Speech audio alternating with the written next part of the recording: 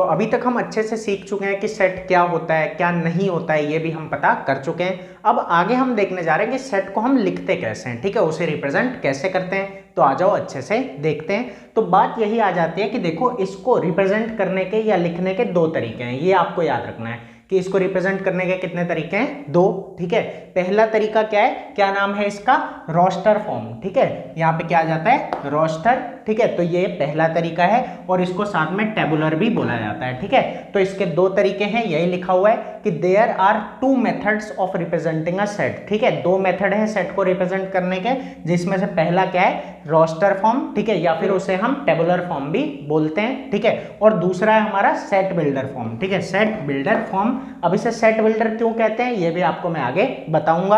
अब आ जाओ अच्छे से पहले रोस्टर फॉर्म को डिस्कस करते हैं, ठीक है, कि रोस्टर फॉर्म का क्या मतलब है या टेबुलर फॉर्म का क्या मतलब है। तो अच्छे से पढ़ो क्या लिखा हुआ है, ठीक है। तो यहाँ पे लिखा हुआ है इन रोस्टर फॉर्म, कि रोस्टर फॉर्म में क्या होता है, all the elements of a set are listed, जितने भी एलिमेंट एक सेट के होते हैं उन सबको लिखा जाता है। देखो बात क्या है ना, याद रखना कि ये जो सेट बिल्डर है ना, इसमें हम स्टेटमेंट टाइप लिख देते हैं। सेट बिल्डर में हम क्या करते हैं, स्टेटमेंट लिख देते हैं, जबकि एलिमेंट्स को नहीं लिखते, ठीक है। सभी एलिमेंट नहीं लिखे जाते, उनके लिए एक स्टेटमेंट लिख दिया जाता है, कैसे वो आगे डिस्कस करेंगे। लेकिन रोस्टर फॉर्म में क्या है, हम हर एक एलिमेंट को लिखते हैं। तो सबसे पहली बात तो यही है कि रोस्टर में हम सभी एलिमेंट को लिखते हैं, इसीलिए लिखा है कि all the element of a set are listed. इतनी बात समझ आई होगी। अब आगे देखते हैं। अब आगे ये है, देखो कहता है the element are being separated by commas, और जो एलिमेंट हैं, ठीक है, उन्हें हम कैसे सेपरेट करते हैं, कॉमास से। जैसे देखो ये एक सेट का एग्जांपल है, ठीक है, इसमें क्या है 1 2 3 6 7 14 21 42, ठीक है, ये इसके एलिमेंट है। हमने पढ़ा था पिछली वीडियो में कि ये सभी क्या होते हैं, एलिमेंट होते हैं। अब बात ये आ जाती है कि देखो इन सब के बीच में हमने क्या लगाया हुआ है, कॉमा लगाया हुआ है, ठीक है। इन सब के बीच में क्या है, हमारे पास कॉमा है।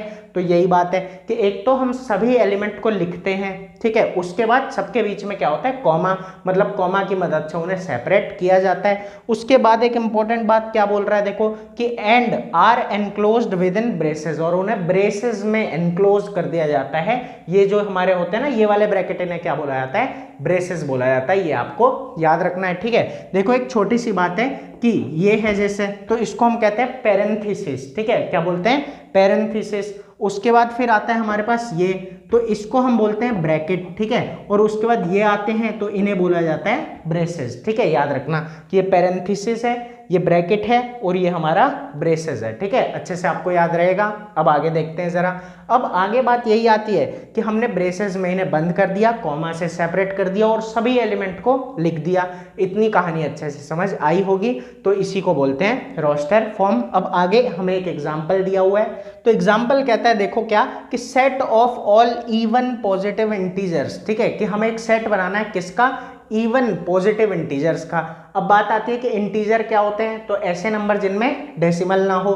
फिर पॉजिटिव इंटीजर कौन से हैं, जो 0 से बड़े हैं, मतलब पॉजिटिव हैं, ठीक है, कि 1 2 3 4, ठीक है, डेसिमल नहीं आना चाहिए, तो यही बचे। तो एक तरीके से ना एक बात याद रखना पहले तो, कि ये जो पॉजिटिव इंटीजर है ना, ये नेचुरल नंबर का ही दूसरा नाम है। पॉजिटिव इंटीजर नेचुरल नंबर का ही दूसरा नाम है, ठीक है, तो इतना याद रखना। अब जरा आगे देखते हैं। अब इसमें भी ये कौन सा बोल रहा है, इवन, ठीक है, यहाँ पे क्या बोल रहा है, इवन।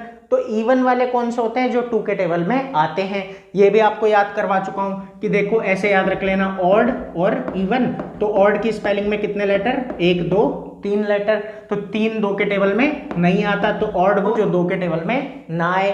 फिर आता है हमारा इवन, 1 2 3 4, इसमें कितने लेटर हैं, 4, और 4 2 के टेबल में आता है, इसलिए जो 2 के टेबल में आ गया वो इवन।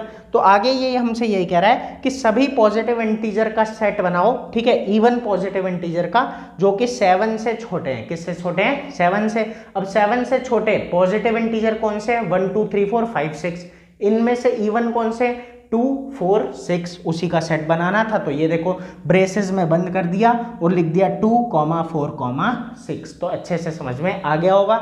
अब जरा आगे चलते हैं, ठीक है, कि हमें कुछ एग्जांपल्स दिए हुए हैं। तो कहता है some more examples of representing a set in roster form. Roster form में कुछ और एग्जांपल्स हमें समझने हैं, तो अच्छे से देखो। तो कहता है the set of all natural number which divide 42, है ना, कि वो कह रहा है कि जितने भी नेचुरल नंबर हैं, ठीक है, उनका सेट जो कि डिवाइड करते हैं किसको, 42 को। ठीक है, तो बात यही है कि 42 जिन जिन नंबरों के टेबल में आ जाता है, ठीक है, नेचुरल नंबर्स के टेबल में, वो सभी हमें लिखने हैं। तो अच्छे से देखो कि हमें पता है 42 1 के टेबल में आता है, फिर 2 के टेबल में आता है, फिर 3 के टेबल में आता है, फिर 6 के टेबल में आता है, फिर 7 में आएगा, फिर उसके बाद 14 में आएगा, फिर उसके बाद 21 में आएगा और उसके बाद 42। मतलब जो भी इसके अलावा रह गए उन सबके टेबल में 42 नहीं आता, तो वो यहाँ पे सेट में नहीं आए। सबके बीच में कॉमा है और ब्रेसेस में ये बंद है, तो यही हमारी रोस्टर फॉर्म है।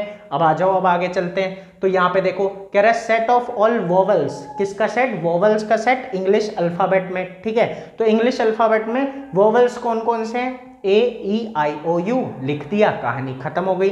अब आगे देखते हैं, यहाँ पे कहता है the set of odd natural number. अब यहाँ पे क्या आ गया, नेचुरल नंबर जो कि क्या है, ऑड है। ठीक है, तो क्या है नेचुरल नंबर ऑड, तो देखो कैसे लिखा 1 3 5। लेकिन अब ये बात है यहाँ पे समझने वाली है, देखो कि नेचुरल नंबर जो है ना वो कभी खत्म नहीं होते, पहली बात तो। ठीक है, चलते जाएंगे 1 2 3 4 5 6 गिनती आप भी लिखते रहो, उसके बाद आपका बच्चा लिखता रहे, उसके बाद आपका पोता लिखता रहे, है ना, लिखते ही रह जाओगे, कभी खत्म नहीं होगी।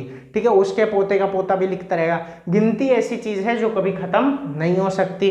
अब यहाँ पे बात वही आ जाती है कि अब इतने सारे एलिमेंट थोड़ी लिखेंगे, यहाँ पे हमने पढ़ा था, ठीक है, कि सभी को लिखा जाता है। देखो यहाँ पे लिखा था ना कि all the element of a set are listed, लेकिन अब क्या सबको लिखने बैठ जाओगे, है ना, जन्म भर यही लिखते रह जाओगे, तो ऐसा नहीं करना। ठीक है, बात यह है कि जब लगता है कि इनडेफिनेट नंबर है, ठीक है, या इनफाइनाइट बोल सकते हैं कि इनफाइनाइट नंबर है, ठीक है, तो उस केस में क्या करना होता है कि थोड़ा सा लिख के, मतलब 2-4 एलिमेंट लिख के, और एंड में क्या करो, ये 3 डॉट लगा दो। ठीक है, 3-4 एलिमेंट लिख के एंड में ये 3 डॉट लग जाते हैं। यही हमें शो करता है कि ये कितने हैं, इनफाइनाइट हैं, इनका कोई अंत नहीं है। तो अच्छे से समझ आया होगा। ठीक है, तो वही यहाँ पे बोल भी रहा है कि ये जो डॉट हमने लगाए हैं, ठीक है, ये जो डॉट लगाए हुए हैं 3, यही हमें क्या बताते हैं, tell us that list of odd numbers continue indefinitely, कि ये इनडेफिनेटली चलते जाएंगे, कभी खत्म नहीं होंगे। उम्मीद है इतनी कहानी अच्छे से समझ में आ गई होगी। अगर कहीं छोटा सा भी डाउट है तो मुझे कमेंट करके जरूर बताना, मैं कोशिश करूंगा और अच्छे से एक्सप्लेन कर पाऊं। अब बात यह है कि देखो रोस्टर फॉर्म के बारे में हमें 2 नोट्स दे रखे हैं, वो अगली वीडियो में हम डिस्कस करेंगे, और फिर डिस्कस करेंगे किसको, सेट बिल्डर फॉर्म को। तो फिर मिलेंगे अगली वीडियो में जो इससे ज़्यादा मज़ेदार होगी। अभी के लिए इतना ही।